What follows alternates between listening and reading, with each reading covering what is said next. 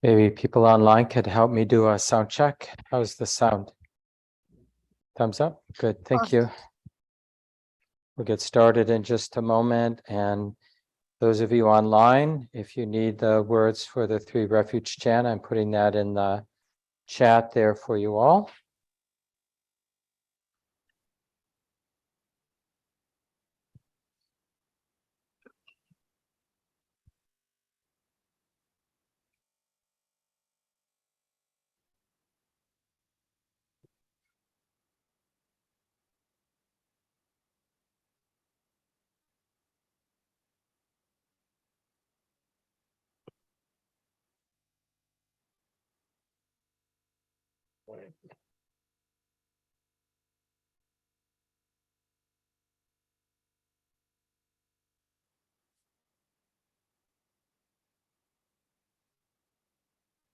So a big welcome. Nice to be here with you all. And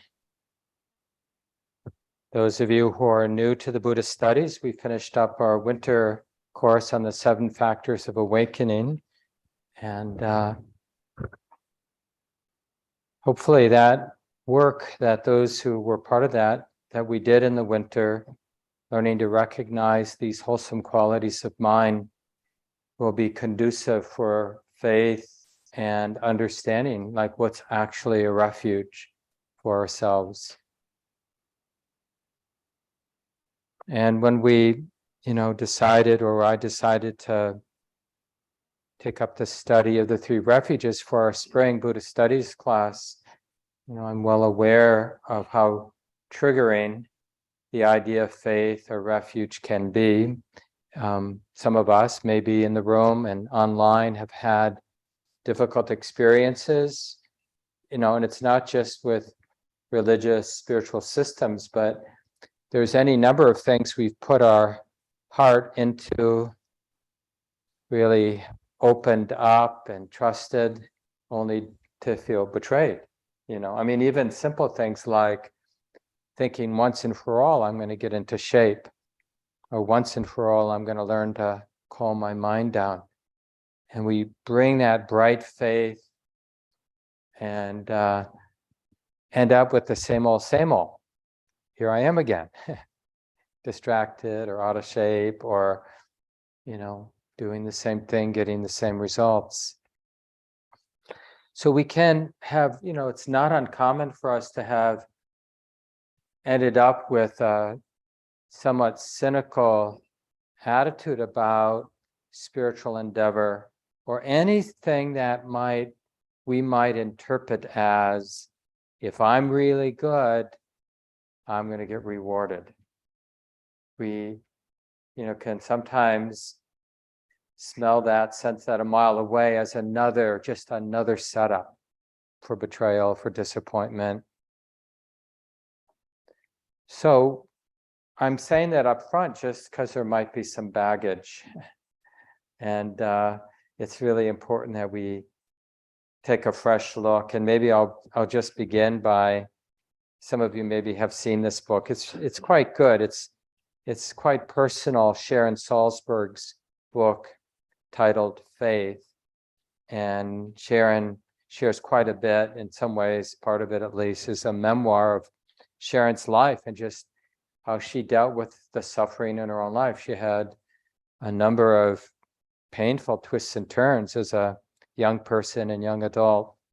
And has become a very beloved Buddhist teacher. And, she's a little bit older than me, probably about 70 now, I'm guessing. So she's been doing it since she was 19. There's a great story I'll just share about Sharon, which I just love. Just the fact that a 19-year-old who had a really difficult, upbringing, and I think maybe had just finished her freshman year, but maybe her sophomore year at the State University of New York at Buffalo. And just so happens, whenever that was, 1969 or something like that, Trungpa Rinpoche was traveling the country. He's a very well-known and somewhat controversial Tibetan teacher who died a while back. and just giving a series of talks at universities around the country. And he was mostly doing Q&A, and Sharon's question just happened to be the top of the pile of questions. And it said something like, I decided to take next year off, and I'm going to go to India to study meditation. Who should I practice with?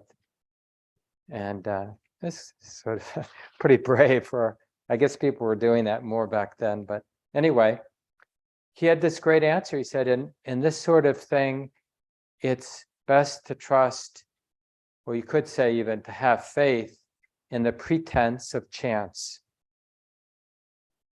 You know, he actually could have named, because there were a number of he was a Tibetan teacher, and there were a number of Tibetan refugees in India at the time, of course, teaching Buddhism, because they had left Tibet when China invaded in the late 50s. Yeah, and just, actually, that wasn't the point I wanted to make. I'll just read a little bit from Sharon's book in a moment, but it does speak to faith in what we have refuge in a powerful way. The point I was going to make a little later in the talk, that, you know, we're not having faith that I'm going to figure it all out. One of my friends, but also a kind of teacher of mine back in the 80s, kind of a mentor and friend, but he had this nice image. He says something like, the spiritual path is, you're sitting on a bus. And he was one of those people who had gone to Asia and India in the late 60s and 70s and kind of had a hippie vibe to him. And he said, it's like you're on one of those really long bus rides, and the shades are down, and you know, you just gotta stay in the bus. You don't even know where you're going, but at some point the bus arrives and you get out of the bus. And anyway, so this is how Sharon begins her book on faith. I thought I'd read this before we do a little chanting and meditation together. So this is the foreword, or the introduction, I guess, the second page of the introduction. I want to invite a new use of the word faith, one that is not associated with a dogmatic religious interpretation or divisiveness. I want to encourage delight in the word to help reclaim faith as a fresh, vibrant, intelligent, and liberating. This is a faith that emphasizes a foundation of love and respect for ourselves. It is a faith that uncovers our connection with others, to others, rather than designating anyone as separate and apart. Faith does not require a belief system, and it is not necessarily connected to a deity or God, though it doesn't deny one. This faith is not a commodity we either have or don't have. It is an inner quality that unfolds as we learn to trust our own deepest experience. I like that. Gil Fronsdal says something similar to that last sentence. He says, faith, like awareness, like mindful awareness, it isn't actually something we do. We don't do faith, and we don't actually do awareness. It's something we recognize. Faith is something we recognize. Just like the present moment awareness isn't something, you don't have to do that right now, but you can recognize it right now, that there is awareness, that the mind has this capacity to be awake, to be aware that it's like this. It also has the capacity to be forgetful, just like we have the capacity to be lost in doubt, but we also have a capacity to have faith in what our experience, what life has taught us, has demonstrated directly to us. But we have to remember. Just another paragraph. The Buddha said, faith is the beginning of all good things. No matter what we encounter in life, It is faith that enables us to try again, to trust again, to love again.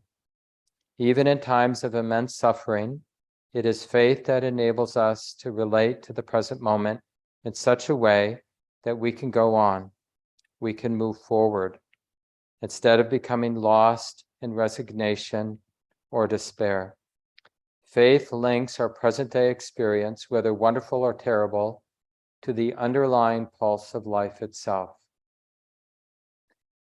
A capacity for this type of faith is inherent in every human being.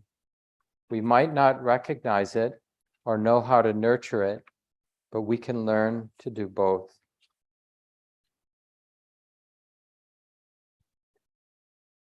And as we settle into our practice now, we'll do the chant a little bit later in the evening before we have, we're going to do small groups tonight. I'll explain that later for people who are new. But one of, as we settle into some sitting time, sitting in a comfortable, relaxed, relatively still, not in a tight way, but just in a way that we're evoking a sense of trust in our experience, that it's safe enough now for me to soften a little and to be relatively still and relaxed and open with the way it is in this body at this time, the qualities of the heart and mind at this time. This willingness to feel what's here to feel. And I was going to say that one expression of faith is a sense that here and now, like in this moment for each of us, there's actually something productive or onward leading to do. So our practice and the expression of faith, of refuge, is that there's something to do now. There's something to learn, something to awaken to, and whatever it is to learn or to awaken to, there's some faith or sense that it's here and now, that it's available even to me. And we don't have to be especially good, or we don't have to earn it.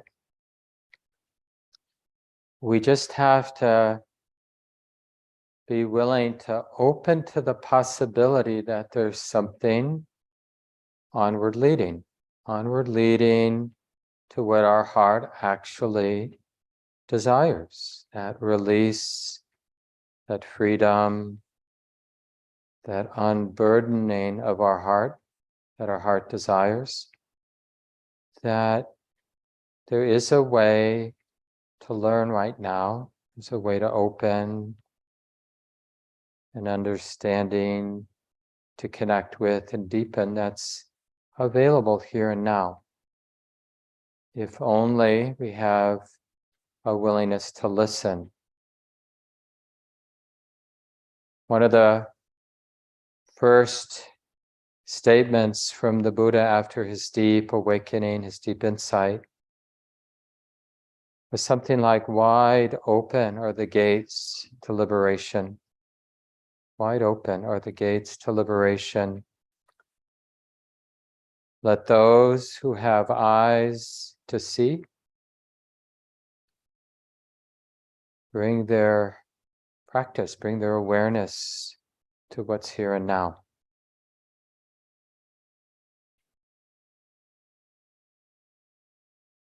It's a real lion's roar.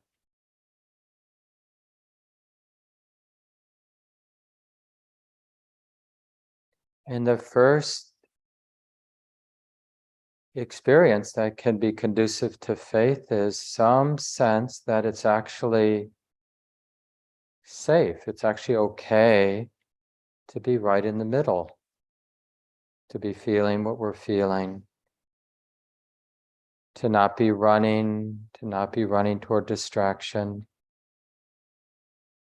but instead to simply soften and to trust this capacity that we have to be receptively aware or present to the sensations of the sitting body, present to the qualities of the sensitive heart and the thinking mind, just generally the way it is right now, here and now.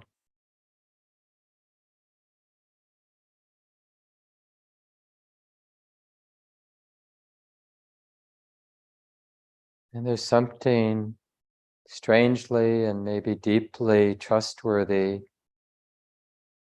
in this capacity we have to be open, this full presence, this inclusive and full, soft, receptive presence.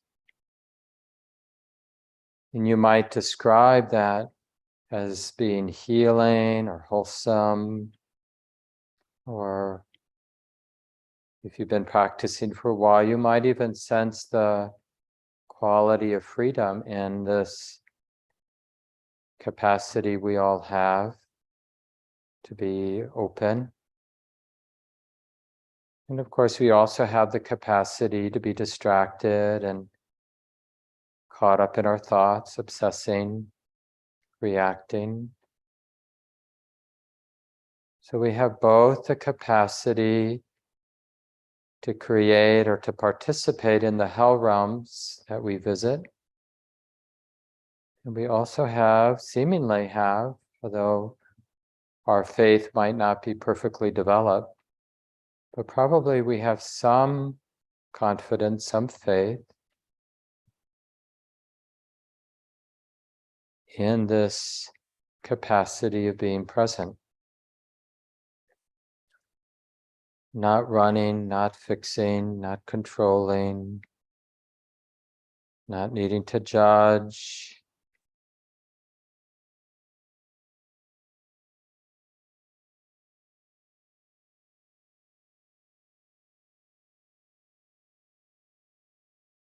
The basic formula that we're checking out for ourselves, as taught by the Buddha, is that humans, we can cultivate enough stability of present moment awareness, seeing things as they are, clearly, simply, directly, seeing things as they are, which evokes a kind of contented and dispassionate relationship with all sense experience.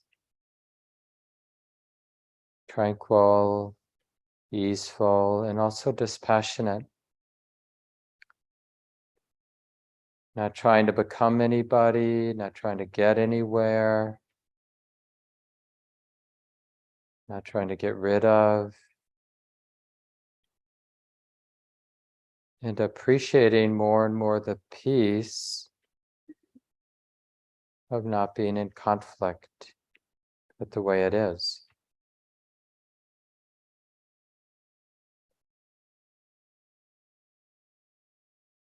So we're going to continue in silence now for a few minutes, maybe about 10 minutes.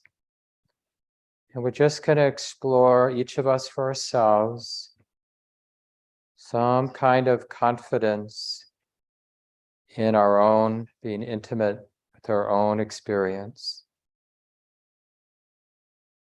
And in any way you need to, just remind yourself you're not trying to get somewhere, you're not trying to become someone. We're just sensing whether or not there's something trustworthy, onward-leading, liberating, that's related to being connected, to being open, being intimate, being right in the middle. So let's just do our best. Let that be good enough.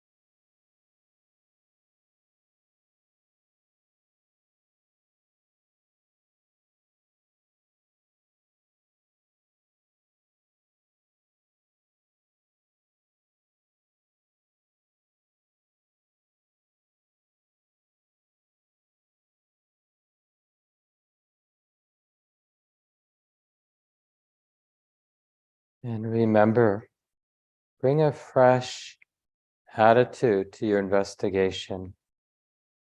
You're actually checking this out for yourself as if for the first time. Is there something actually trustworthy, wholesome, liberating in being present with my experience? Being relaxed and being open and being willingly sensitive, feeling what I feel. Is there something good about this that can be experienced directly, has a sense of being onward leading for me? Just see.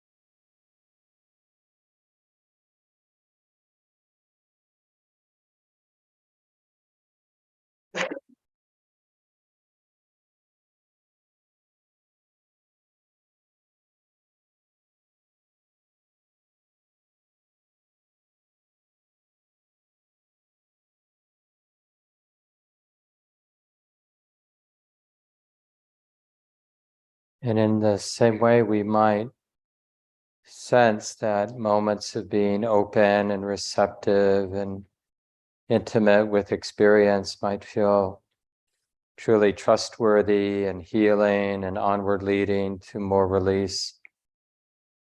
We can also build confidence that being caught up in thought,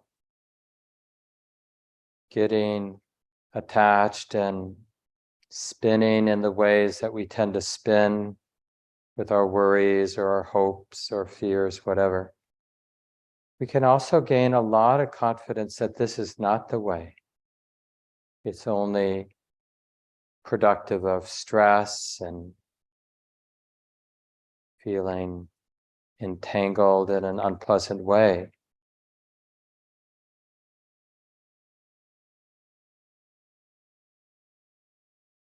So as a practitioner, we're willing to build our confidence both in what doesn't help as well as what we find actually helps.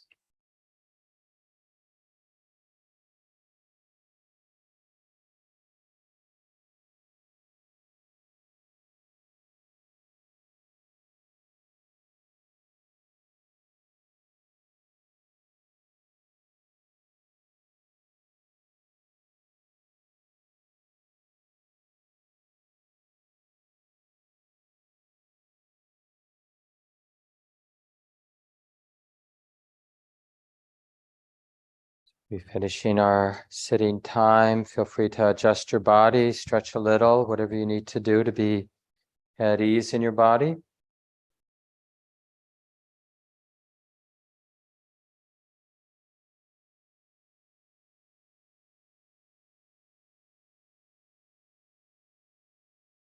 So another big welcome to everyone.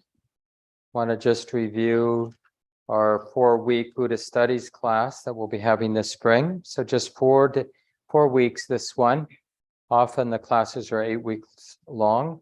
But if you want a little bit more of a practice opportunity this spring, after our 4 weeks studying the 3 refuges, Common Ground's twice annual community practice intensive begins on April 10th, Monday night. And it will be 3 Mondays ending on Saturday, the 29th of April.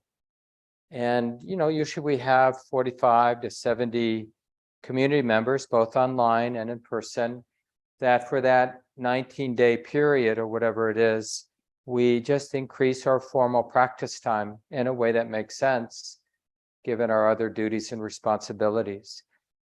So it's in a way, it's a perfect tag on to the 3 refuges. We'll be reflecting on what has my life taught me directly, not from somebody 2,600 years ago.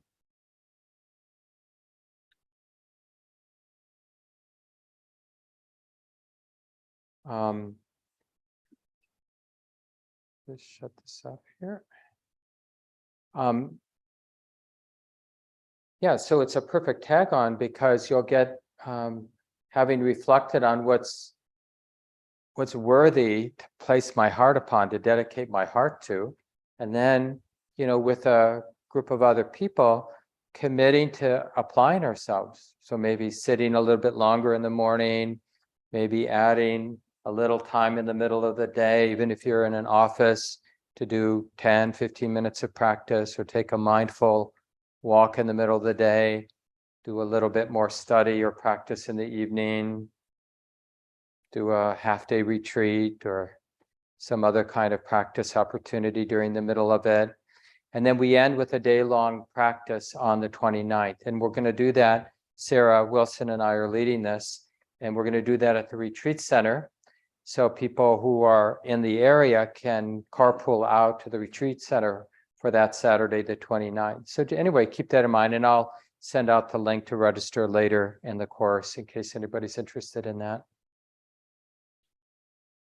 And if you're new to Buddhist studies, it's, there are certain components to this class that we've been running here at the center for about 23 years now. And it's a 6-year curriculum, but it's not like anybody, including myself, ever gets done with the curriculum. We just keep moving through these different organized teachings from the Buddha.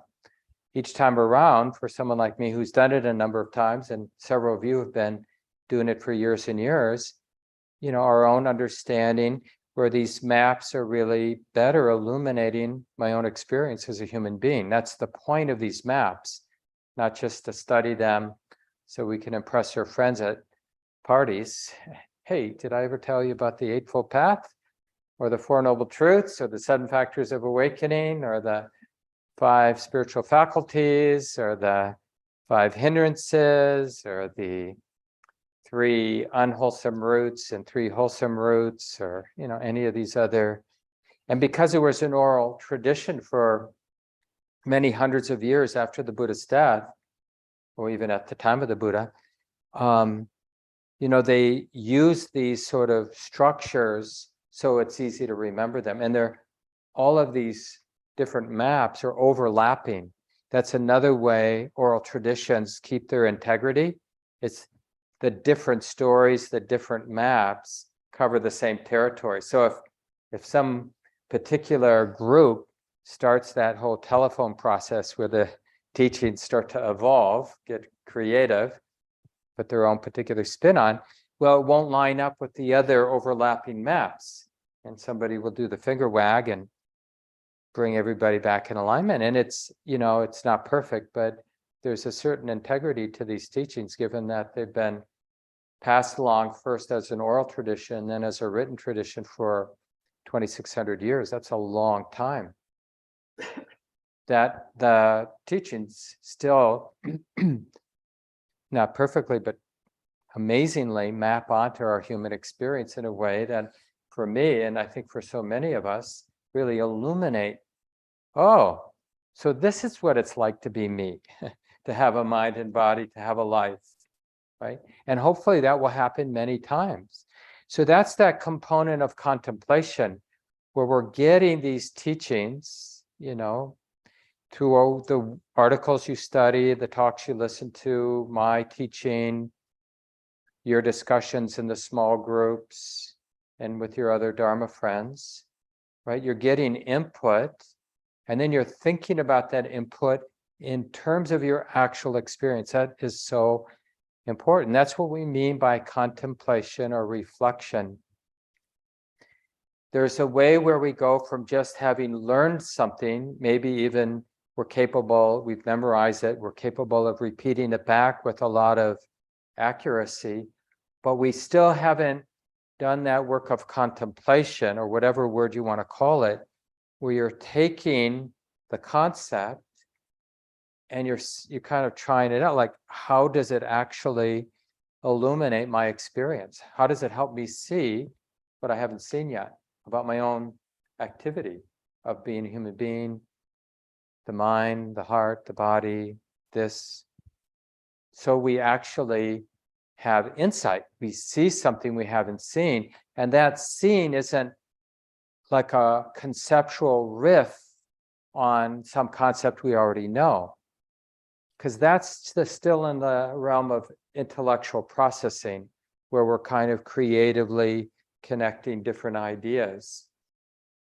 But there's something different that happens when we use the concepts directly to help us. It's almost like we're using it as a filter or as a light to have an immediacy of being present with the mind and body.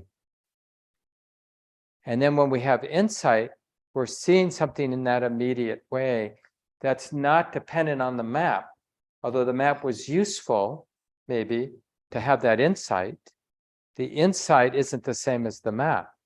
So like, I might have studied the Four Noble Truths, or like we're going to do the three refuges, Buddha, being awake, and understanding what that refuge of being awake actually points to in our experience. But once you notice this awakenness in your own mind, in your own heart, then you don't need that word Buddha to take refuge in. You want to take refuge in that direct experience of being awake, alert, balanced, clear, aware, that in a way that you're not doing the awareness. There's an awareness, a capacity for awareness, that receptive, open presence, that we then use the word Buddha to remember, to keep that in mind. Oh yeah, there is this capacity. I don't want to forget that. It's always helpful to be awake as we live our life, to be reflectively aware. There is no situation, even the most embarrassing situation, it's good to know, oh, this is really humiliating. It really hurts. Because we'll be able to take care of ourselves and the situation better if we're awake. And Dhamma, and we'll talk more about these in weeks 2, 3, and 4. Tonight I want to mostly talk about faith. But Dhamma is just the way it is. In its depth, as much depth, penetrative depth as we can. Which isn't about like trying to get deep as much as getting out of the way. Right? Because reality is already real. So, we don't need to do anything to make reality real. We just need to be receptive. We need to let it teach the heart, right? We have to, in a sense, let reality have its effect on the sensitive mind or the sensitive heart. So, even though at times we use that word like to penetrate the truth, or we use that word to deepen, So we can misunderstand those kinds of words. We personalize it. Okay, I gotta really bear down so that I see, penetrate the truth. And we end up just getting tight mostly. And then we start to make stuff up. because it's, it's just, we've applied ourselves so rigorously to see something. It's just, we start to see stuff because we want to. And it's much more about this, there is an effort, right? There's an effort to remember this capacity for that balanced, receptive presence. Like to keep that in mind and to let Dhamma be our teacher. The activity of the present moment, the activity of the mind, the activity of sight and sound and touch, the activity of whatever it is that's moving. What does it have to teach us? And we have to overcome an arrogant certainty that there's nothing here to learn. Where did that come from?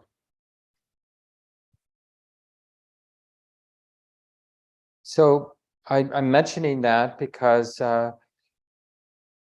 you might take notes in the talk, or when you do some of the reading, you might take notes, or after your sits, after your mindful walks, as you learn.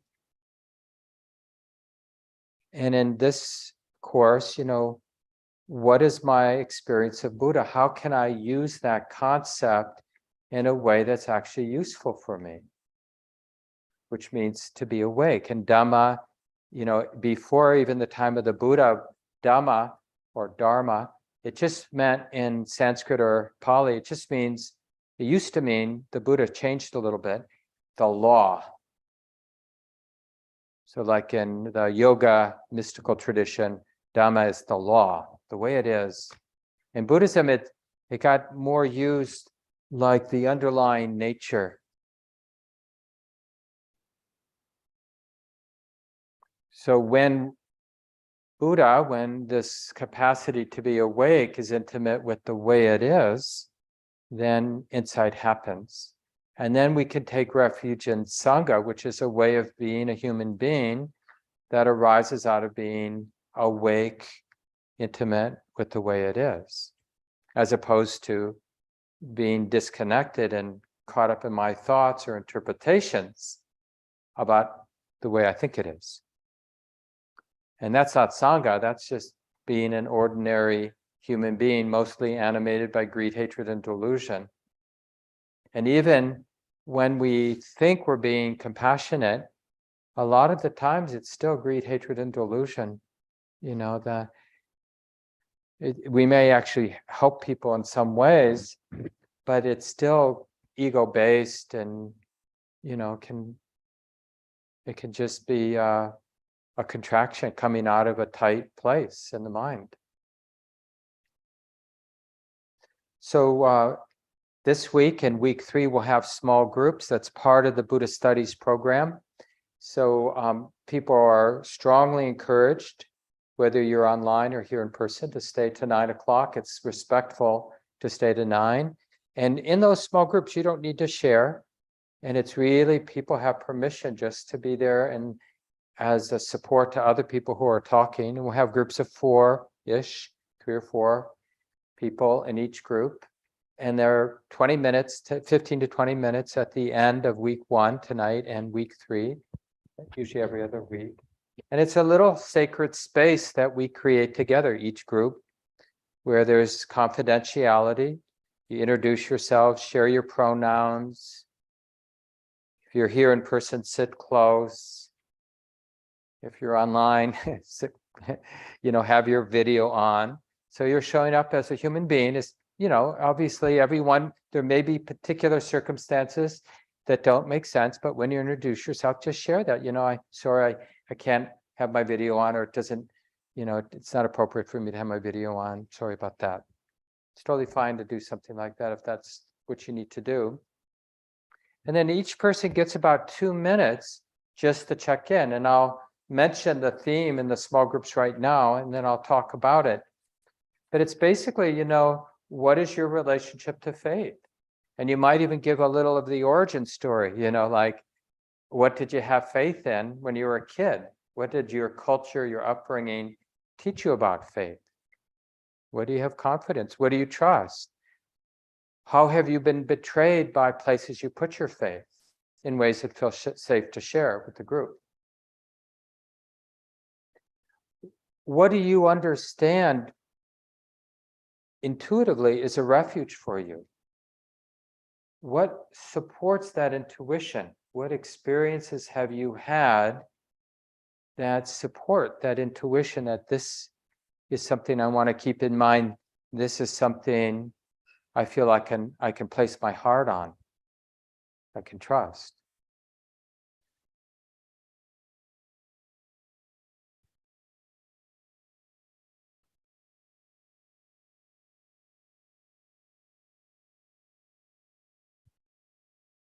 You know, traditionally in early Buddhism, faith usually means, you know, especially culturally in Buddhist culture, faith means you have faith in the Buddha's awakening, but it's not so much we have faith in the Buddha's awakening, it's more, well, if a human being did it, then I can do it. That's the point of that teaching, that, oh, well, what is actually possible for us humans? Because it's really easy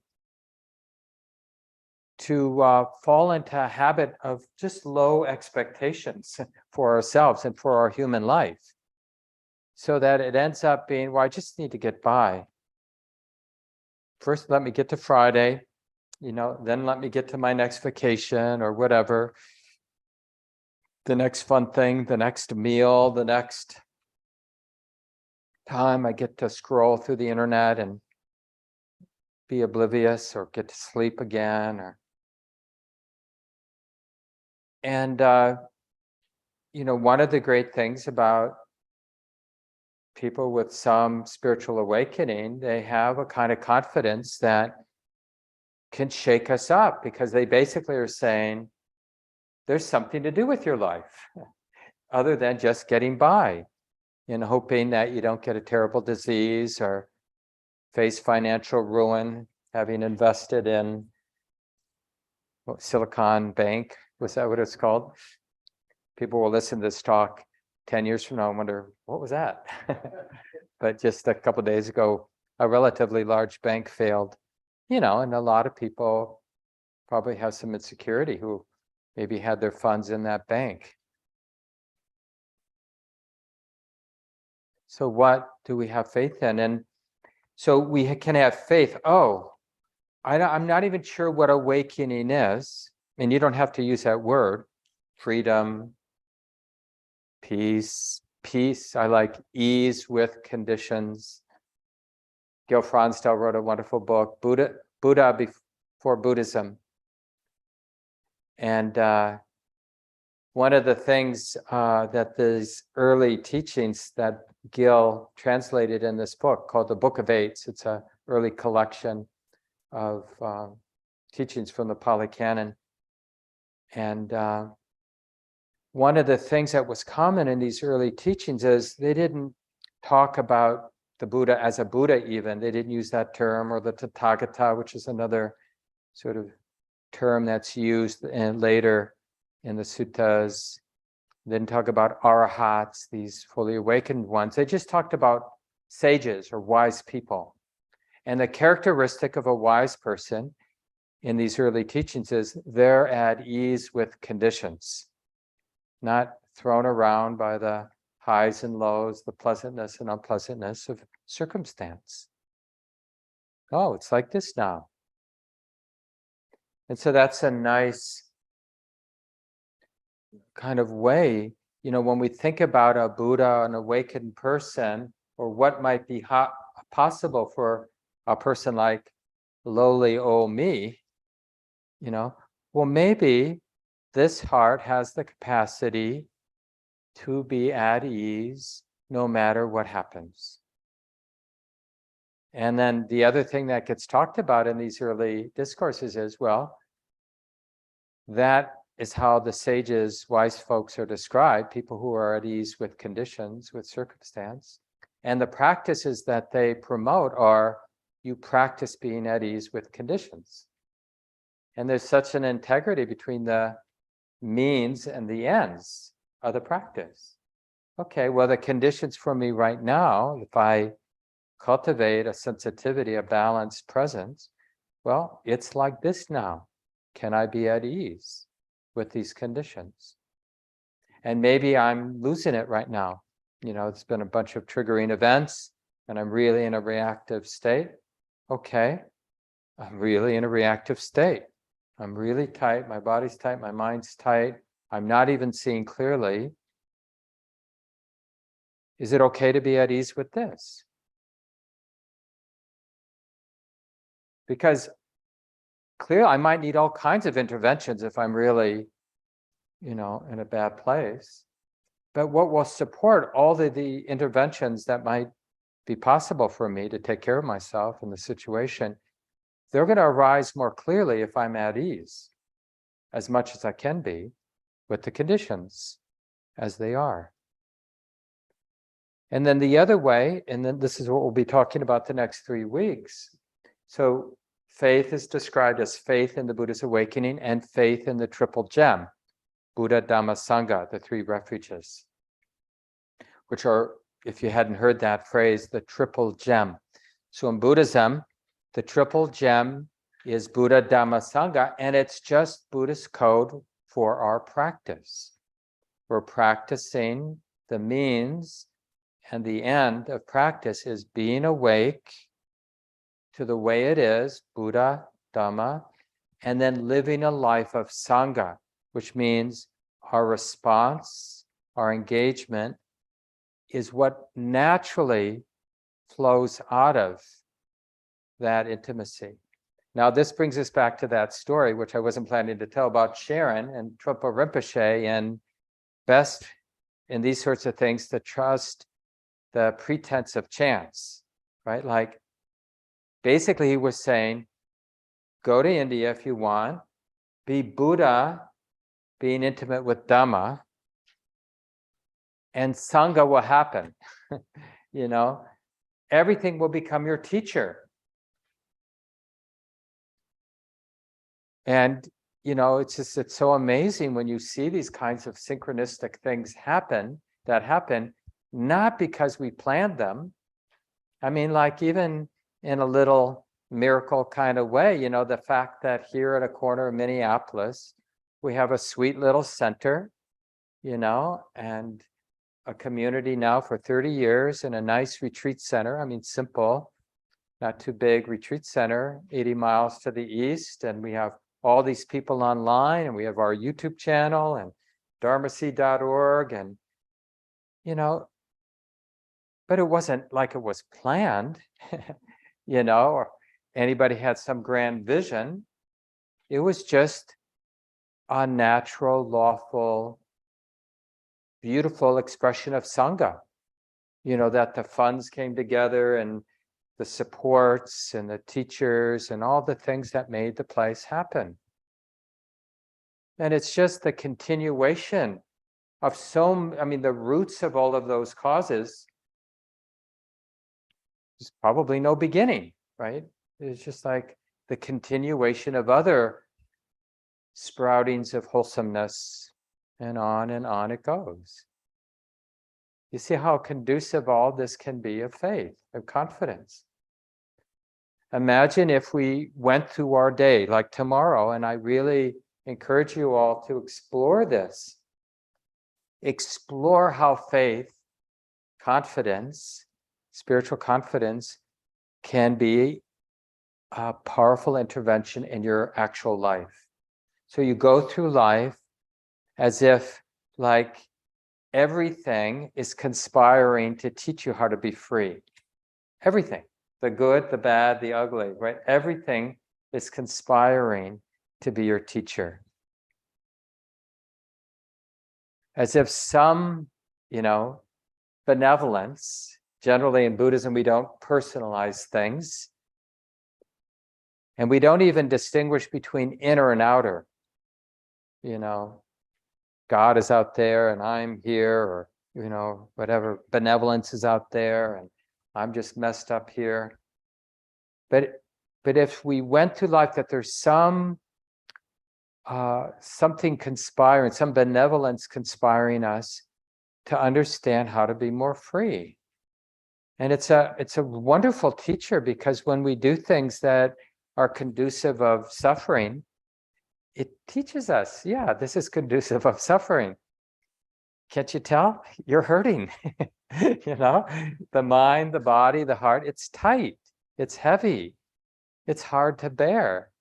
Oh, when I relate this way, it feels like this. When I show up in the world in these other ways, it's like this other way. It's light, it's free. There's a lot of love. There's a lot of that lubricant of love, where we feel like we belong. And we feel like there are things we can contribute. There's all these circles of dana that we sometimes talk about at the center. These generosity isn't a perfect translation, but it's really how energy works when we cultivate this perception that this life can be onward leading.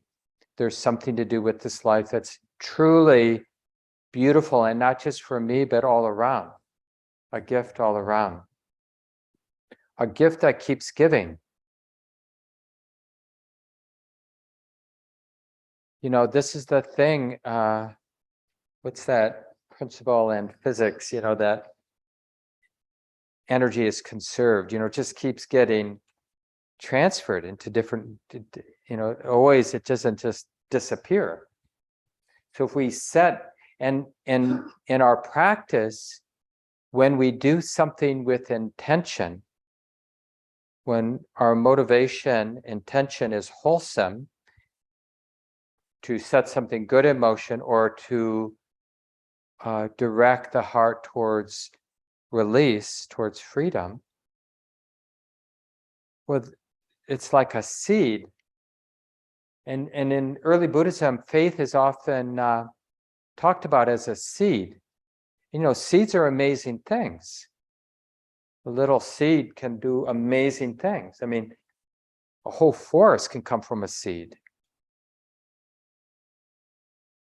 And not only the forest, but all the creatures that then live in the forest, and then all the uses of that wood. And I mean, it's amazing what comes from just a seed. And that's these positive seeds. And that's what builds the faith. Like, okay, I'm not there yet, but we can get a sense of what might be possible. And we need to practice using our imagination in that way of what might be possible. Like if I can have a moment, like just I gave a talk last night, Sunday night, on tranquility. And, tranquility is a powerful experience, because when we're really tranquil, when we're really feeling a moment of contentment, there's something in the body and the mind that just doesn't want to move, because we're content with the way it is. We don't need the moment to be different than it is. So in that moment, there's a kind of stability, or even though it's a weird word, solidity, to that energetic sense of the body-mind. Really grounded, really rooted. So even an experience of tranquility, it's so provocative to our normal conditioning to want to become somebody, to want to get something, to get rid of something. And all of a sudden, it's like, I'm totally content with the way it is. Like those desires, when we really have strong tranquility, it's like, I don't need anything else right now. And if I can keep my mind on the tranquility, we really notice, oh, this is the mind that doesn't have any desire, or isn't identified with any desire, isn't sticky with any desiring.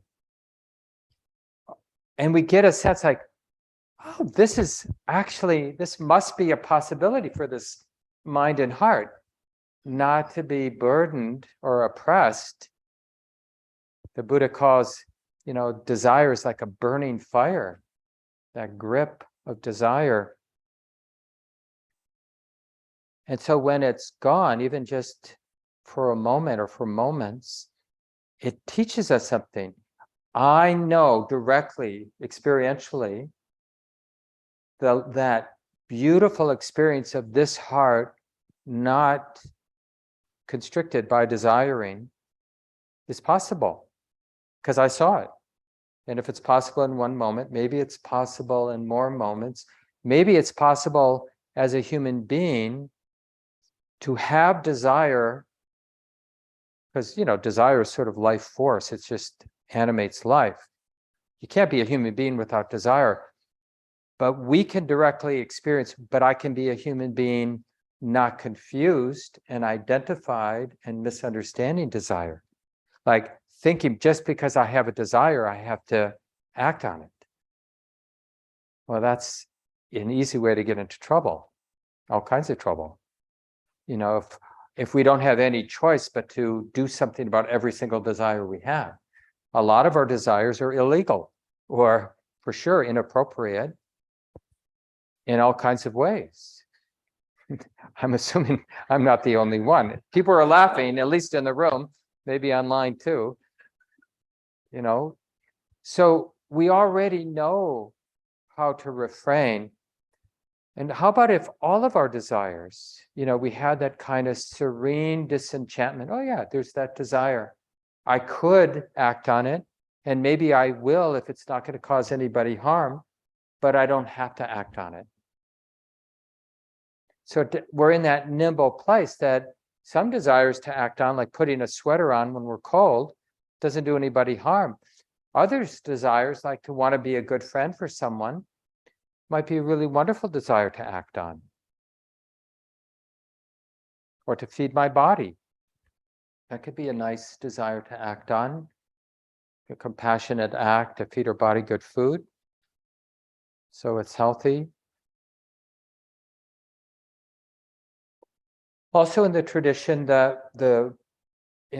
we talk about faith as verified faith, inspired faith. Oh, I'm sorry, let me start with, gotta look at my notes. Just got them backwards. Yeah, inspired faith, verified faith, and realized faith. And so inspired faith is kind of like we borrow it. Somebody who seems trustworthy enough says something, hey, I did this happened to me, I think you can do it too.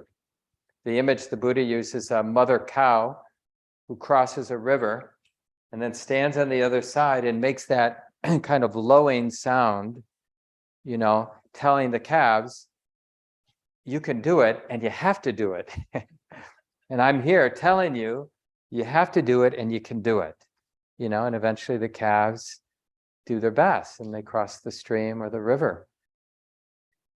And so that kind of inspiration where we hear something, because we won't really have verified faith unless we do that leap where we're inspired to be present, but we don't really know what the Buddha means by being present, and even what it means to sustain present moment awareness. And what do I do when some negative thought comes up? It's all like Greek to us initially to learn how to be present, to practice. But we're not going to have any verified faith unless we actually do some practice. We have to make that intention to practice. We have to be motivated. So we have inspired faith. Verified faith is that what I was talking about, where we contemplate the teachings and we act on them. We use them directly and we get a personal sense, oh, these can be helpful for me. I see, I'm learning, I'm seeing stuff, I'm learning stuff I hadn't learned before about my own mind, about my own experience. That's verified faith. And then realized faith that comes from realization, insight, is kind of more of a earth-shaking, where we've had enough learning that there's a seismic shift in our understanding. We don't do that shift in understanding. It isn't something like, I figured out, oh, okay, this is the way that it is. It isn't an intellectual process. There's enough experiential data that it changes how the mind understands, how the mind, the kind of background understanding, the background view we have about what this is. It changes. And when that happens, whether it's a small insight or a big insight, it's always surprising. Oh, like I'm different now, and there's no going back. That's the sense when insight happens, that something is shifted, and it's like the data had been accumulating, and eventually there's enough data that overthrows the previous view and replaces it with a new view. And all of that happens naturally. You don't cognitively do that. And that's a shift. And you can tell insight happens because something surprising happens. And all you know is something is different. And then over time, you might get a sense there's more resilience, there's more nimbleness, there's more capacity to respond creatively, appropriately than I had before, less rigidity. Oh, whatever it was onward leading. It was going in the right direction towards easeful with conditions, as opposed to having a problem with conditions, feeling like conditions, my circumstances are out to get me. And it isn't fair because I want the conditions that other person has. So you can keep this in mind too, these next few weeks, about how I can, that inspired faith and the kind of energy, the launching energy, the leap of faith kind of energy application that's needed sometimes. And then there's the great bulk of it is that we have some inspiration and we're willing to practice, and how to get good at, well, what is my mind interested in? And we regurgitate that particular teaching. We don't need a lot of teachings, just one little thing that kind of stuck in our mind. It was provocative to our mind. Okay, I'll work with that teaching from the Buddha. I'll hold that. I'll keep that in mind as I sit, as I live my day, and I'll see how that teaching might illuminate what I'm not yet seeing clearly, how it changes how I experience, whatever that teaching might be. And then over time, can't rush it, we don't control it, the deepening of insight. But if we hang it in long enough, there will be insight.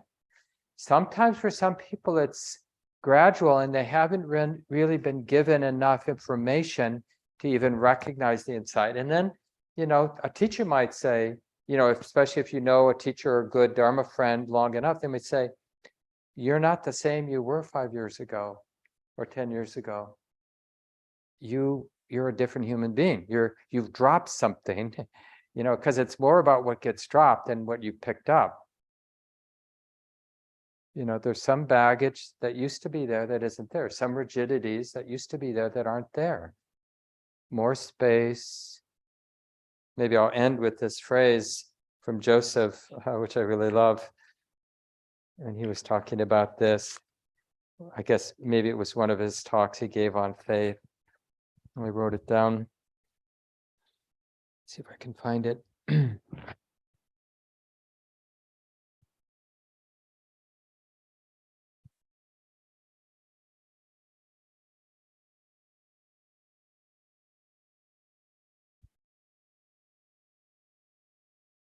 Oh yeah, here it is. Yeah, he said, Joseph Goldstein, one of my teachers and one of the important Western teachers in the last 50 years, said, in belief, we draw conclusions. And I would add, in realized faith, we rest in openness. Yeah, so that's another telltale sign of that deepening.